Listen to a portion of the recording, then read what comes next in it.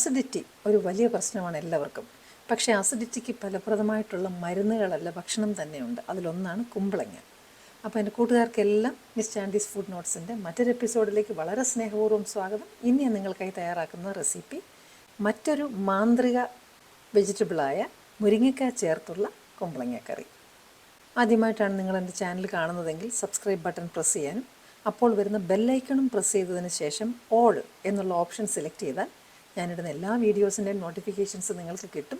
ഇൻഗ്രീഡിയൻസിൻ്റെ ലിസ്റ്റെല്ലാം വീഡിയോയുടെ ഒടുവിലും അതുപോലെ തന്നെ ഡിസ്ക്രിപ്ഷൻ ബോക്സിലും നിങ്ങൾക്കായിട്ട് തന്നേക്കാം. അപ്പോൾ നമുക്ക് ഈ കുമ്പളങ്ങ മുരിങ്ങയ്ക്ക കറി എങ്ങനെ ചെയ്യുന്നതെന്ന് നോക്കാം. കുമ്പളങ്ങ ചെറുതായിട്ട് ചതുരങ്ങളാക്കി അരിഞ്ഞത് ചട്ടിയിലേക്ക് ഇട്ടു. സ്പ്ലിറ്റ് ചെയ്ത കാന്താരി ഇല്ലെങ്കിൽ പച്ചമുളക് ഇട്ടാലും മതി. കുറച്ച് കറിവേപ്പില, മഞ്ഞൾ, ഉപ്പ്. മുരിങ്ങയ്ക്ക ഇടുന്ന കാര്യം ഞാൻ പറഞ്ഞു. ഇപ്പോഴേ മുരിങ്ങയ്ക്ക ഇട്ടാൽ മുരിങ്ങയ്ക്ക വെന്തങ്ങ് ഈർക്കിലി പോലെ കമ്പ് പോലെ ആയിപ്പോവും. അപ്പോൾ നമുക്ക് വെള്ളം ഒഴിച്ച് ആദ്യം ഈ കുമ്പളങ്ങ ഒന്ന് വേവിച്ചെടുക്കാം. നല്ലപോലെ ഒന്ന് ഇളക്കിയതിന് ശേഷം നമുക്കത് വേവിക്കാം. തീ കത്തിച്ചു. ഞാനപ്പം ഈ കുമ്പളങ്ങ അങ്ങോട്ട് വേകാൻ വെക്കുകയാണ്. അടച്ചു വയ്ക്കാം, വേകട്ടെ. കുമ്പളങ്ങ വേകുമ്പോഴത്തേനും നമുക്ക് അരപ്പ് അരയ്ക്കാം. തേങ്ങ ചേർക്കണം. അതിനോടൊപ്പം ചുവന്നുള്ളി, ജീരകം, കാന്താരി ഇല്ലെങ്കിൽ പച്ചമുളക്, കറിവേപ്പില, അല്പം ഉപ്പ് ചേർത്തിത് നന്നായിട്ട് അരച്ചെടുക്കാം. അരയാനുള്ള വെള്ളം മാത്രം ചേർത്ത് നന്നായിട്ട് അരച്ചെടുക്കാം. നന്നായിട്ട് തിളയ്ക്കുമ്പോഴത്തേന് കുമ്പളങ്ങ പകുതി വേവാവും. അതൊന്ന് നോക്കണം. അപ്പോൾ ഇത് പകുതി വെന്തിട്ടുണ്ട്. അപ്പോൾ ഇതിലേക്ക് നമുക്ക് മുരിങ്ങയ്ക്ക ഇടാം. മുരിങ്ങയ്ക്ക നമ്മൾ ആദ്യമേ ഇട്ടാൽ വല്ലാതെ വെന്ത് പോയിട്ട് അതങ്ങ് ഈർക്കിലി പോലെ അതിൻ്റെ തോട് മാത്രമായിട്ട് കിടക്കും. അപ്പോൾ അത് കഴിക്കുന്നവർക്കും കാണുന്നവർക്കും ഒരുപോലെ ബുദ്ധിമുട്ടാണ്. ഇനി ഇത് നമുക്ക് അടച്ചു വയ്ക്കാൻ, വേകട്ടെ. ആ സമയത്തേക്ക് നമുക്ക് തൈര് ഉടച്ച് വയ്ക്കണം. അതുപോലെ തന്നെ നമ്മുടെ അരപ്പും അരച്ചെടുക്കണം.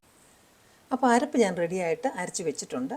ഇനി തൈര് നമുക്ക് കുറച്ച് പുളിയുള്ളതും അതുപോലെ തന്നെ കട്ടിയുള്ളതുമാണെങ്കിൽ നല്ലതാണ്. ഒരുപാട് വെള്ളം ഒഴിച്ചിത് കലക്കരുത്. ഈ വിസ്ക് കൊണ്ടൊന്ന് നന്നായിട്ട് കലക്കി എടുത്താൽ മതി. വെള്ളം കറക്കി കൂടിപ്പോയി കഴിഞ്ഞാൽ നമ്മൾ തൈര് ചേർക്കുന്നതായതുകൊണ്ട് വീണ്ടും നമുക്ക് തിളപ്പിച്ച് പറ്റിക്കാനായിട്ട് പറ്റത്തില്ല. തൈര് വെച്ച് നമുക്ക് തിളപ്പിക്കാൻ പറ്റില്ലല്ലോ. അതുകൊണ്ട് വെള്ളം കുറച്ച് മാത്രം ഒഴിച്ച് അരപ്പ് തിക്കായിട്ട് വയ്ക്കുക. മുരിങ്ങയ്ക്കായാണെങ്കിലും അത് ജസ്റ്റ് വേഗേ ചെയ്യാവൂ. ഒരുപാട് വെന്ത് പോകാൻ പാടില്ല. ഇത് വെന്തില്ല. ഒന്നുകൂടെ ഞാൻ അടച്ച് വയ്ക്കാൻ പോവാണ്. വേകട്ടെ. അപ്പോൾ ഒന്നുകൂടെ വെച്ചപ്പം ഇപ്പം ഈ മുരിങ്ങയ്ക്ക നന്നായിട്ട് വെന്തിട്ടുണ്ട്. നമുക്കിതിനകത്തേക്ക് തൈരും അരപ്പും ചേർക്കണം. ആദ്യം തൈര് ചേർക്കണം. അതുപോലെ തന്നെ തൈര് നന്നായിട്ട് അടിച്ചതിന് ശേഷം മാത്രമേ ഒഴിക്കാവൂ. അതല്ലെങ്കിൽ പിരിഞ്ഞു പോകും. ചാറ് കുറവാണെന്ന് തോന്നുകയാണെങ്കിൽ നമുക്ക് അല്പം വെള്ളം കൂടെ ഒഴിക്കാം. അപ്പോൾ ഇതിൻ്റെ പ്രത്യേക ടേസ്റ്റ് എന്ന് പറയുന്നത് ചുവന്നുള്ളി, കാന്താരി, ജീരകം കോമ്പിനേഷനാണ്. അങ്ങനെ തന്നെ നിങ്ങളൊന്ന് അരച്ച് ചെയ്ത് നോക്കണം ഈ കറി, കാന്താരി ഉണ്ടെങ്കിൽ. അതിനുശേഷം ഇപ്പം നമുക്ക് അരച്ച് വെച്ചിരിക്കുന്ന അരപ്പും കൂടെ ചേർക്കാം. അതുപോലെ തന്നെ അരച്ച ബ്ലെൻഡർ ഒന്ന് റിൻസ് ചെയ്ത് ആ വെള്ളം കൂടെ ചേർക്കാം. അപ്പോൾ മഞ്ഞൾ ഇച്ചിരി കുറവായതുകൊണ്ട് ഞാൻ ഈ വെള്ളത്തിനകത്ത് അല്പം മഞ്ഞളും കൂടെ ചേർത്താണ് ഒഴിക്കുന്നത്. തിളയ്ക്കേണ്ട, നല്ലപോലെ നാവി വന്നാൽ മതി. ഇപ്പം നമ്മുടെ കറി ഒക്കെ റെഡി ആയിട്ടുണ്ട്. ഇനി നമുക്ക് കടുക് വറക്കാം. പാൻ വെച്ചിട്ട് ചൂടാകുമ്പം അതിലേക്ക് വെളിച്ചെണ്ണ ഒഴിക്കാം. വെളിച്ചെണ്ണ ചൂടാകുന്ന ഉടനെ നമുക്ക് ഉലുവ ഇടാം. ഉലുവ പൊട്ടുന്ന ഉടനെ തന്നെ നമുക്ക് കടുകും അതിനോടൊപ്പം ഇടാം. കടുകും പൊട്ടാൻ തുടങ്ങുന്നുണ്ടെങ്കിൽ നമുക്ക് നല്ലപോലെ കുറച്ച് ചുവന്നുള്ളിയും കൂടി ഇടാം. നമുക്കറിയാമല്ലോ, ഈ കുമ്പളങ്ങായും അതുപോലെ തന്നെ മുരിങ്ങയ്ക്കായും രണ്ടും വൈദ്യന്മാരാണ്. ശരീരത്തിന് നല്ല ബെസ്റ്റ് സാധനങ്ങളാണ് ഇത് രണ്ടും.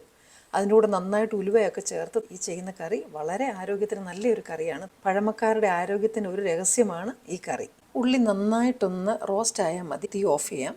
ഓഫ് ചെയ്തതിന് ശേഷം നമുക്കതിലേക്ക് കറിവേപ്പില ഇടാം. അതുപോലെ തന്നെ വറ്റൽമുളകും ഒന്ന് ഇളക്കി കൊടുത്താൽ മതി. അതിന് ശേഷം ഒരു നുള്ള് ചുവന്ന മുളക് പൊടി. അതെന്തിനാണെന്ന് വെച്ചാൽ ആ കളറൊന്ന് അഡ്ജസ്റ്റ് ചെയ്യാനായിട്ട്. സൂപ്പർ കളറാണ്.